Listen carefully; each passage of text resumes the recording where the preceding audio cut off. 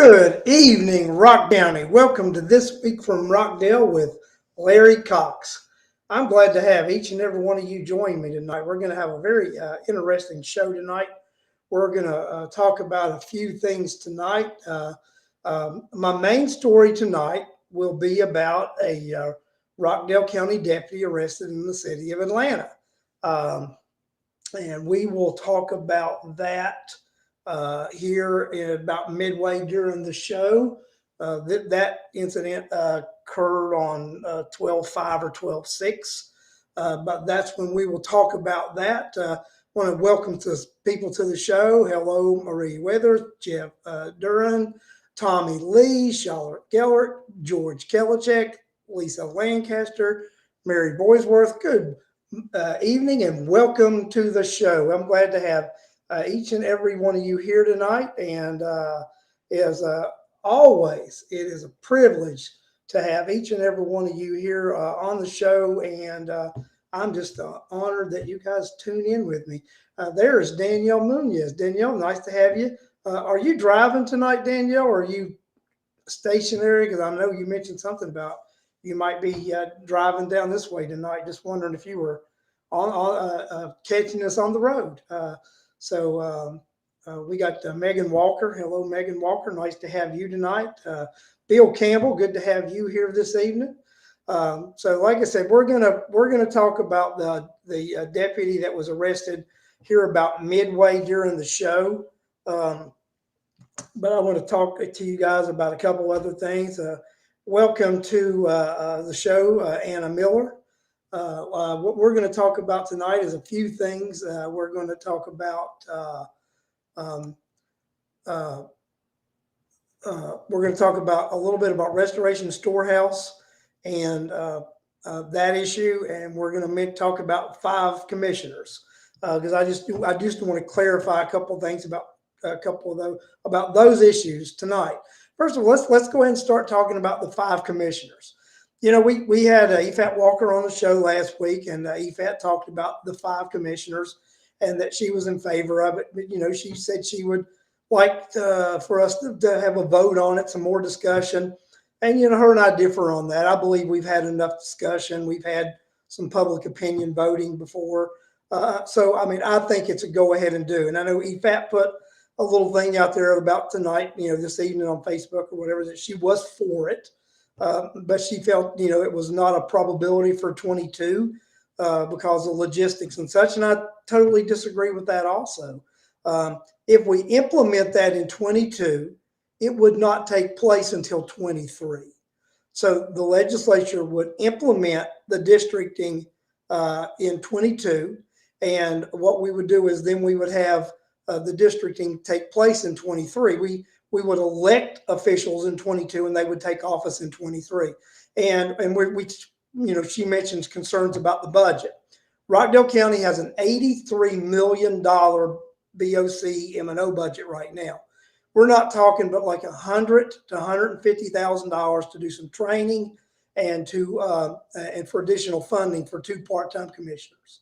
So if you have an $83 million budget and you can't amend that budget in some manner to accommodate $100,000 to $150,000 change in that budget, you might not need to be holding the positions that you are in. Oh, wait a minute. Most of us don't think they should hold the positions they're in anyway. So that was like an irrelevant comment, or what can I say? But yeah, so we need to look at those board of commission seats need to be added. We need those 5. They either need to be at-large districts or districts, but there need to be districts in some manner.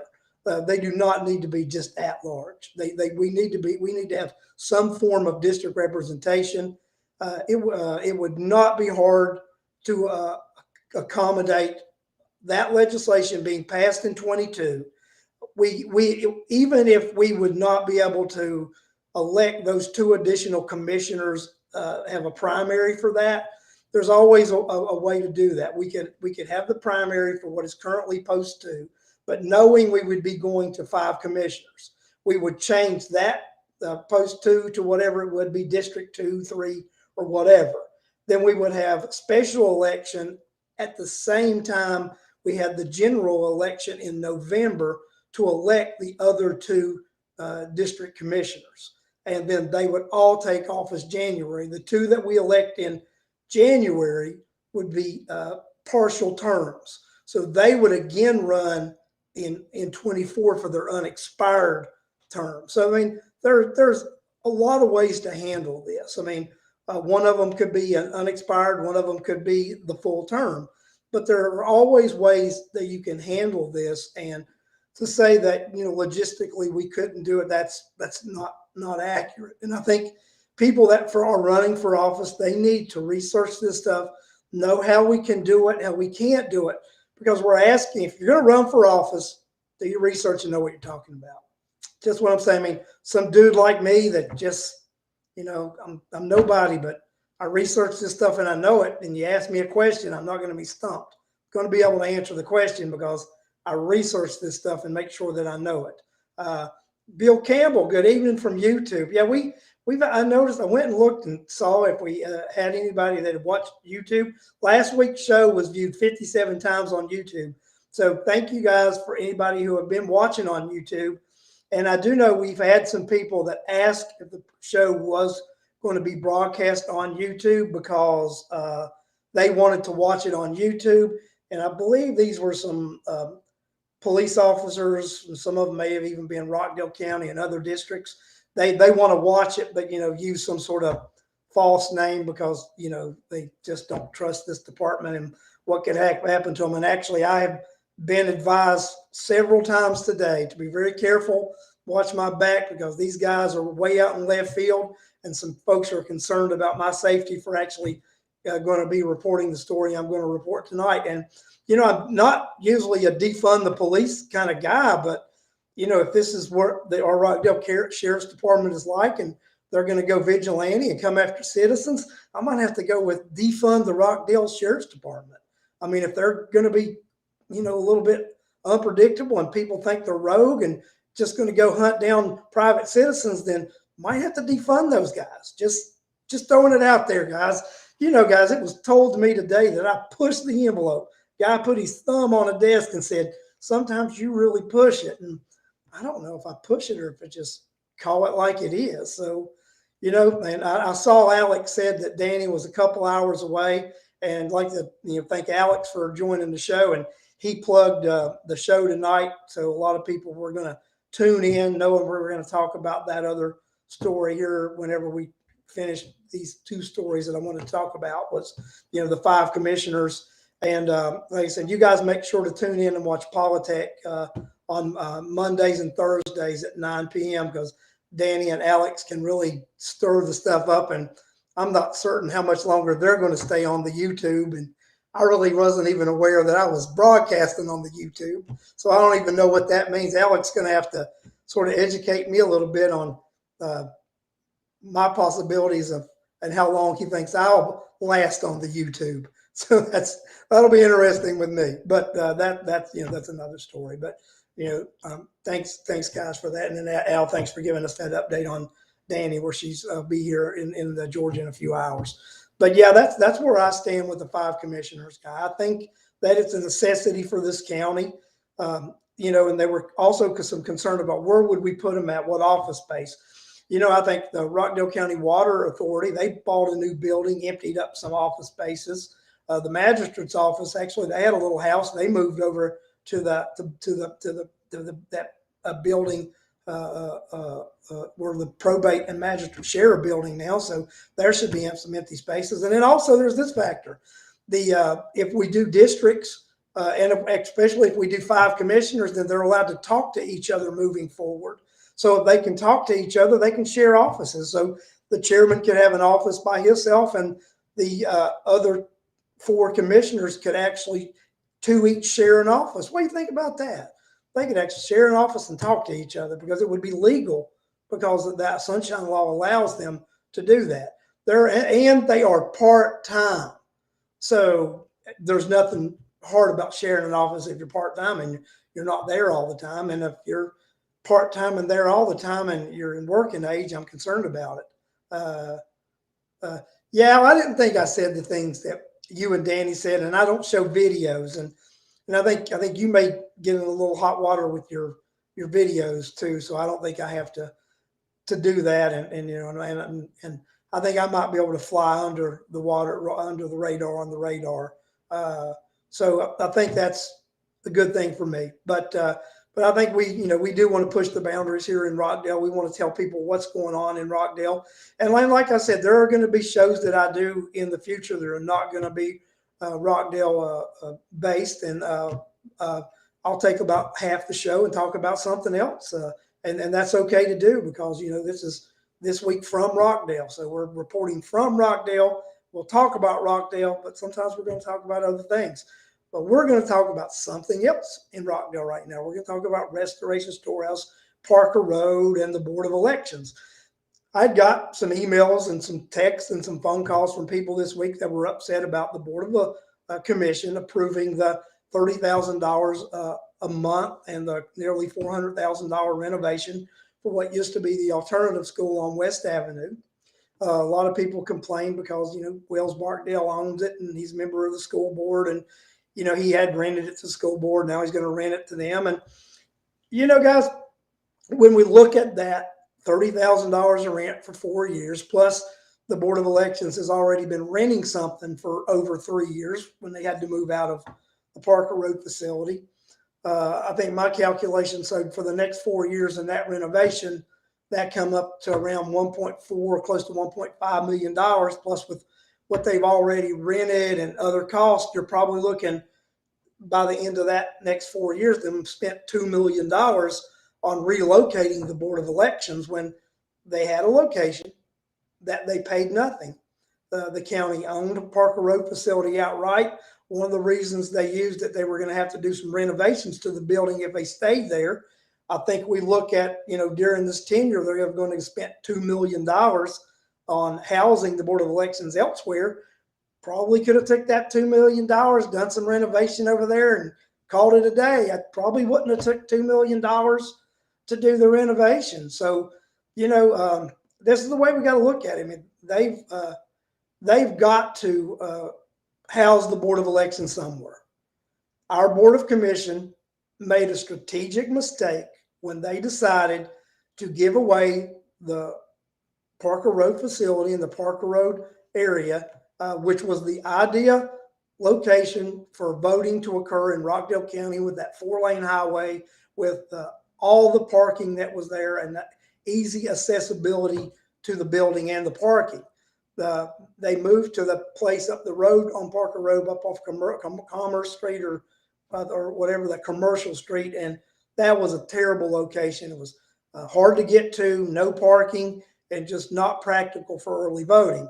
Now they've moved over to West Avenue, which is 2-lane highway with a center turn lane, and you've got railroad tracks on one end. You've got 3-4 red lights in that area. So, I mean, that is going to be a traffic nightmare when we look at people trying to get in and out of that facility when it comes to them trying to go in there and vote. It is definitely going to impact the number of people that do early voting. We'll have a significant downturn in early voting with moving that facility there. But I think anybody in the county can sort of talk. I mean, what other location is there going to be that you could actually do that in Rockdale County? We're very limited to those type of facilities that would be able to house that institution, that elections office, and house that early voting. So I think, when we look at it, this Board of Commission made a terrible decision, and it is going to impact voters for Rockdale County for a long time. And I'm going to tell you, it's going to impact one particular voting group more than another. It is going to impact Democrat voters more than it will Republican voters. Republican voters vote in person on election day. That's when the majority of Republican voters vote. We can look at the historic voting in Rockdale County, the last 3 general elections, and each primary and general, and it has grew each time early in-person voting is when the majority of the Democrats in Rockdale County vote. Yes, Charlotte, Springfield Baptist wasn't early voting last year, but it was a complete failure, and people, for some reason, don't like to vote there. I've heard a lot of people, they don't like to vote there, and they don't use it, and it's underutilized, because this is what the Board of Elections would even say. Go to Parker Road. I mean, go to Springfield. You can get in and out. There's a reason you could go to Springfield and get in and out, Charlotte, because nobody went to Springfield and voted. So that shows that's a wasted facility and a wasted attempt. For some reason, voters just will not go to that facility. They don't want to. They want to go to Parker Road. That's what they're accustomed to. That's what they're used to. You ask the majority of people in Rockdale County where they vote, this is mainly Democrats, they will say they voted Parker Road. And this was a decision that this Board of Commission made, was a terrible decision, and it will impact one group of voters more than the other. So that's just the way that's going to go. And I hate it for people, but that's just the reality that we're living in right now. So what do you say? Hey, I was going to tell people right now, like, I got 21 people on Facebook and 3 people on YouTube. I am really excited. We got YouTube viewers. So I think it's you hit that, ring that bell, do that notification, and subscribe. I think I hear Alex say it all the time. I think I'm supposed to say that. Alex, did I do it right? Let me know. Did I do that right? Hit the bell, subscribe, and hit the notification or something like that, guys. So, do what you got to do, and let's grow the YouTube. So that's what we're saying. So, well, guys, I rambled on about these other 2 things. So I know a lot of you guys tuned in for this one thing. So let's go ahead and talk about it and just throw it out there. So first of all, I want to talk to you about something called a heat unit. And I don't know if you guys know what a heat unit is. So I'm going to tell you what a heat unit is. A heat unit is a special unit that receives a grant from the governor's office, and it is of highway safety, and it is a unit that specializes in enforcement of impaired drivers, speeders, and unbelted drivers and occupants. And their primary thing that they do is they focus on drunk drivers and erratic, aggressive drivers. So Rockdale County got one of these grants, and they have a heat unit. Well, we have an officer back on December the 6th who is a member of the heat unit, and he was in the city of Atlanta driving a vehicle. There were 2 other off-duty Rockdale County officers with him, and they were pulled over by the Georgia State Patrol in Atlanta. And I'm going to put something up on the screen right now. Wrong thing on the screen, guys. Let me click off of that. There we go. And the officer, if I'm going to blow this up a little bit and show you the officer is Tobias D Holmes. And he was arrested in the city of Atlanta by the Georgia State Patrol. And these are the charges. Charge 1, DUI. Charge 2, speeding. Charge 3, reckless driving. Charge 4, fleeing or attempting to elude a police officer. So we talked about what a heat unit was a minute ago. A heat unit specializes in arresting impaired drivers and aggressive drivers and drivers who are erratic and do wild things. So Deputy Holmes, who is a member of this specialized unit, who arrests people for these things, was arrested for the very thing that he does every day. He was arrested for DUI, speeding, reckless driving, and attempting to flee or elude a police officer. And I've got, my informants in law enforcement. There were 3 in the car, and they were all members of the heat unit. And Officer Holmes was the driver. So he was the only one arrested. Officer Holmes was arrested for these charges. And, guys, we look at that and that we just let that something. It was on Channel 2. You didn't know it was a Rockdale County deputy. It was. Well, my sources in law enforcement tell me that they were going over 130 miles per hour. Over 130 miles per hour in this high-speed pursuit. That's ridiculous. Also, I had received some other documentation about Officer Holmes, and this documentation is in regard to his record in 2020 with the police department, with the Rockdale County Sheriff's Department, and he was written up several times in 2020. He was written up for not showing up for work when he was specifically directed to show up for work by 2 different supervisors, and he would not answer his telephone. He was written up for wrecking his patrol car and being involved with an accident with someone, and he was found at fault in the accident. He was reprimanded for not completing reports within a 48-hour manner as requested, and which is policy of the Rockdale County Sheriff's Department.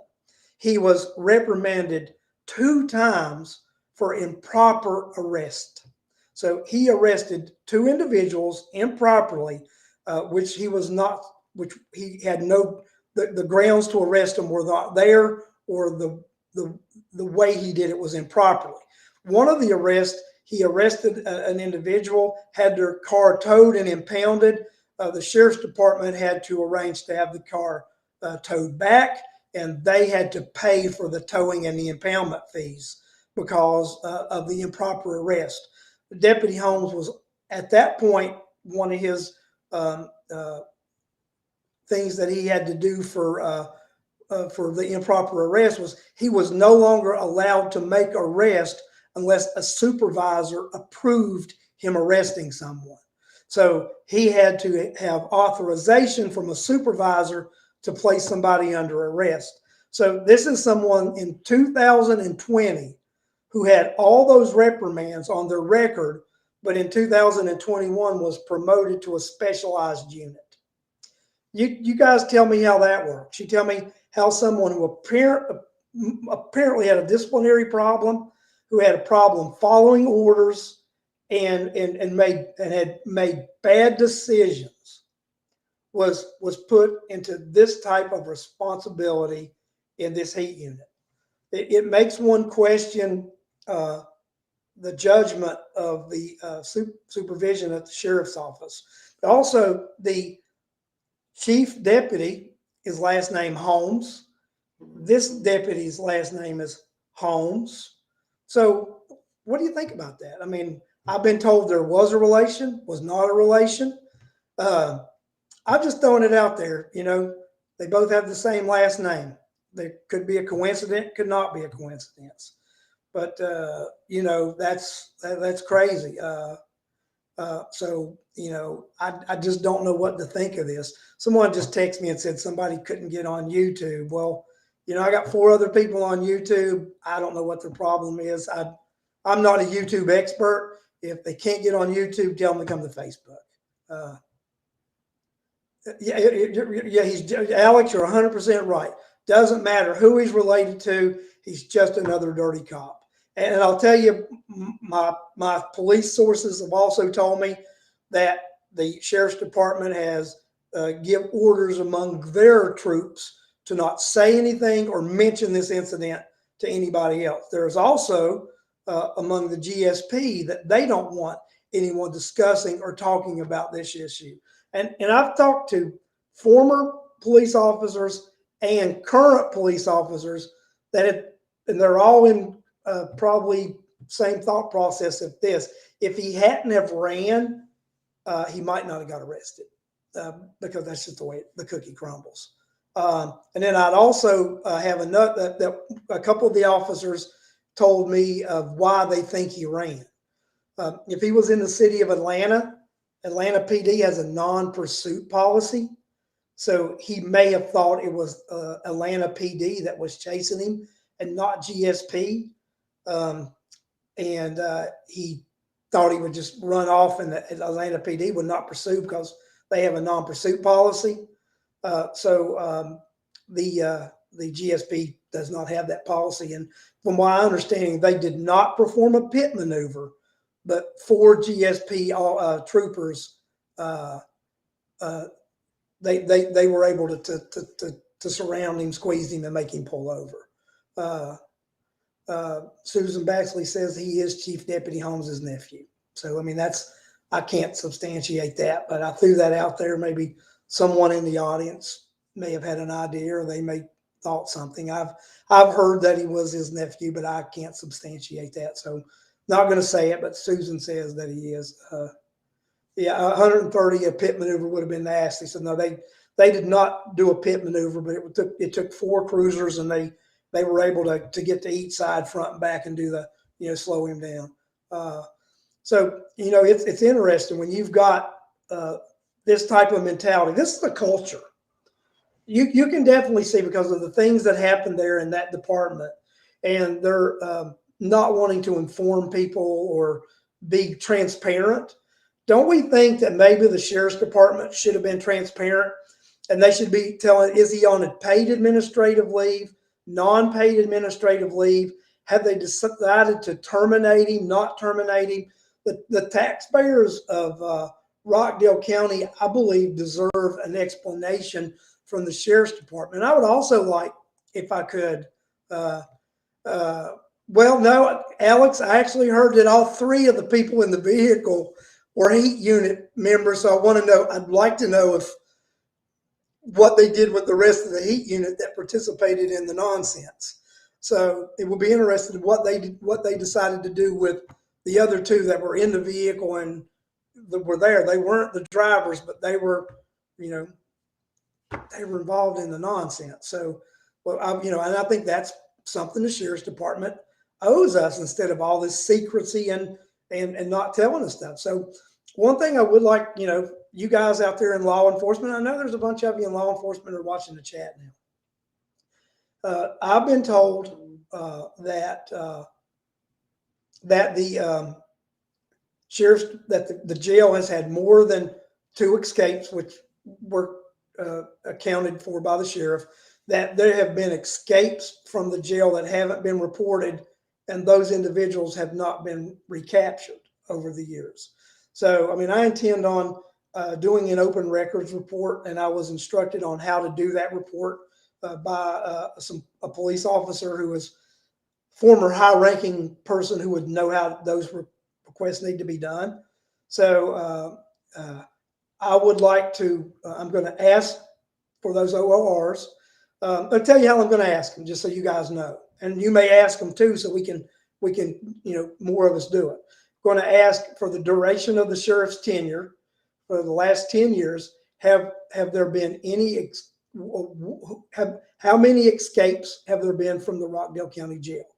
Then I'm going to ask, are there any outstanding warrants for anyone who has escaped or walked away from the Rockdale County Jail?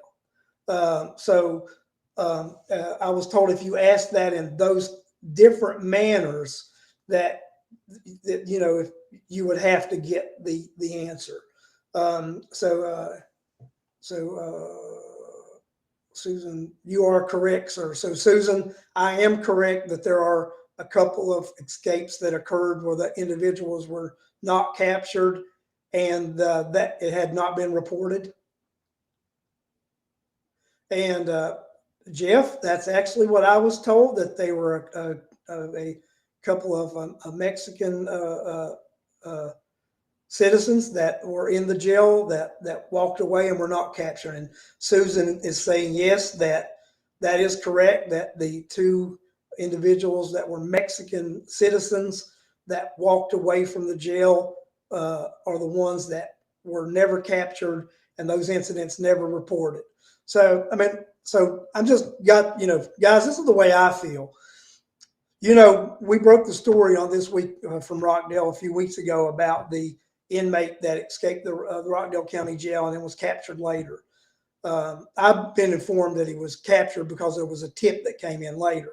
So, and we can say the tip probably came in because it got reported and people knew to do it. So with that being said, I was told that most likely if I hadn't have pressed the issue and put it out there, that that incident would have never been reported also. It may have been a few days later after they were able to make a real good story about, what great job they did and this and that, if they would have captured him.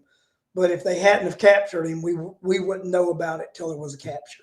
That's what I was told. I mean, and I'm being told these things by people who actually know that they know. So, guys, we've really got a bunch of nonsense that goes on in Rockdale County. And the fact that, I'm told because I'm doing this show tonight that I need to watch my back and be careful because these guys are in left field and don't play by the rules. And like I told you guys earlier, I'm one of the last people in the world that will say defund the police, but I might have to say let's defund the Rockdale County Sheriff's Department because they're starting to scare me. They're scaring the hell out of me. I mean, if they're going to come after an everyday citizen because we want to know the truth, we want to know how our tax dollars are being spent, then let's just shut them down, defund them. Let's start one of those free zones and defund the Rockdale County Sheriff's Department. But y'all guys know I'm just kidding around. I don't believe in defunding anything. But guys, I think, I really want to do these ORRs, and I want, you guys to help me. I think we all need to do the ORRs and find out about these inmates that have escaped and the Sheriff's Department not reporting or telling anybody. This is ridiculous that this kind of stuff goes on in our county, and that we have no recourse, and we're supposed to just tolerate this and put up with it. This is absolutely insane. It is absolutely crazy, folks. We can do better than this, and we deserve better than this.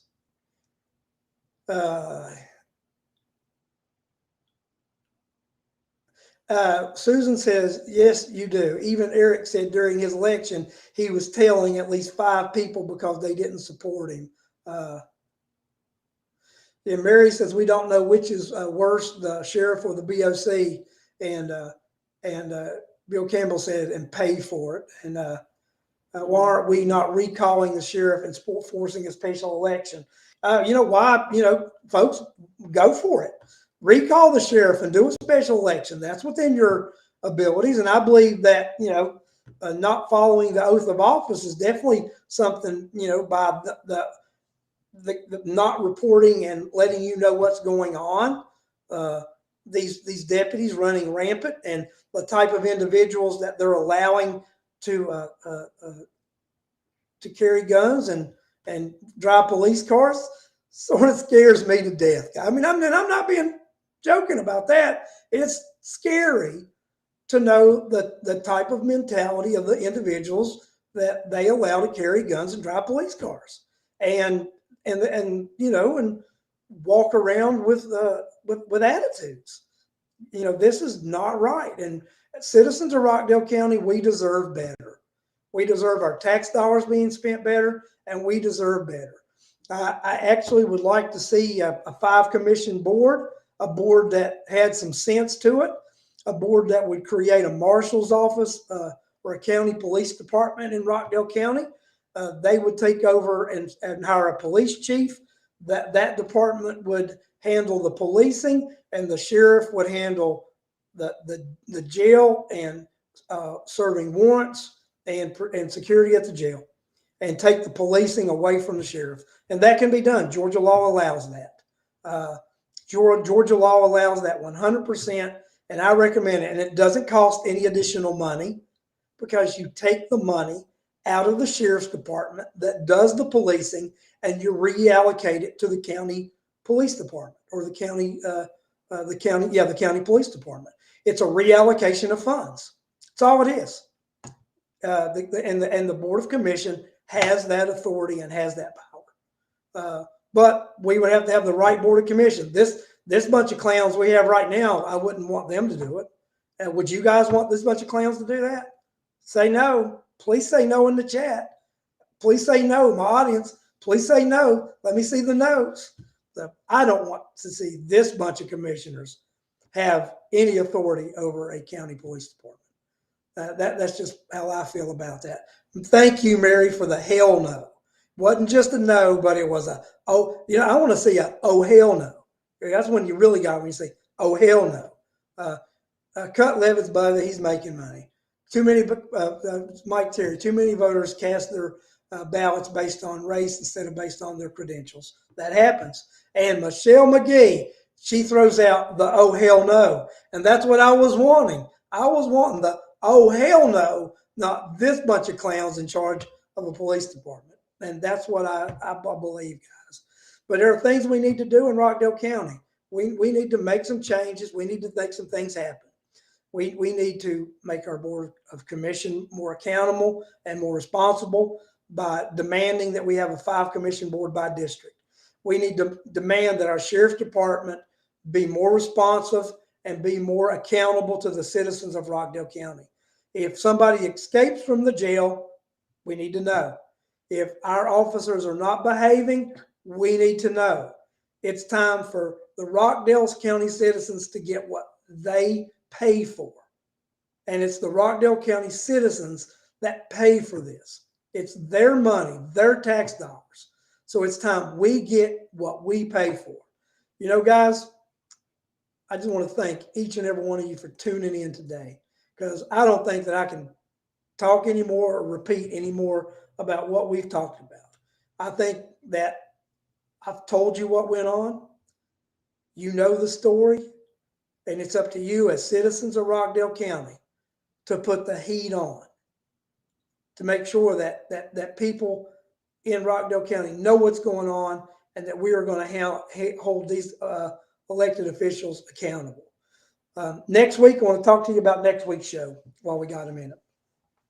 Next week, I am going to have Brett Malden on the show. Brett Malden is a candidate for Senate 17.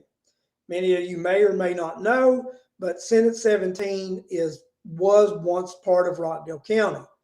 It is now not part of Rockdale County. The way they redistricted Senate 17, they removed some of Newton, all of Rockdale, a lot of Henry, and they reapportioned it over into Morgan County and part of Walton County. We could have easily kept the Magnet and Honey Creek precincts in 17, so Rockdale County would have had an additional senator representing it. But our legislature, they don't do the right thing. Well, we've had a supposed conservative legislature for 2 decades, and they failed to pass any significant conservative legislation. Brett Malden is a conservative. He's an evangelical conservative Christian, and he supports the Second Amendment. He supports religious freedom rights. He supports the heartbeat bill. He supports election integrity, and he's unapologetic about it. So I'm going to have Brett on the show next Sunday at 8 p.m. And I'm asking each and every one of you to tune in for that show. Have your friends and family tune in. We folks in Rockdale can't vote in 17 anymore, but we know people in Henry County. We know people in Newton County. We know people in Walton County. We know people in Morgan County. So we know people in these counties that can make a difference. And, you know, and I've talked to Brett Malden. I want to call him Malden. I mean, I should know the guy's name, because another thing I'm going to let you guys know, I'm actually going to be Brett Malden's campaign manager. I'm going to run his campaign because I feel that strongly in this man and this candidate. And Brett, even though he doesn't represent Rockdale County, he's somebody who will look out after the interest of Rockdale County. Even though he's not going to be our senator, Brett won't abandon us, and he'll look after our interest. So Next week, guys, tune in to This Week in Rockdale. This week from Rockdale with Larry Cox. It's that Freudian tongue thing happens. But tune in to This Week from Rockdale with Larry Cox. We will talk to our special guest, Brett Malden, Senate candidate, Senate 17, and find out who he is and what he's about. Thanks for tuning in tonight, and I will see each and every one of you next week. Thanks, guys.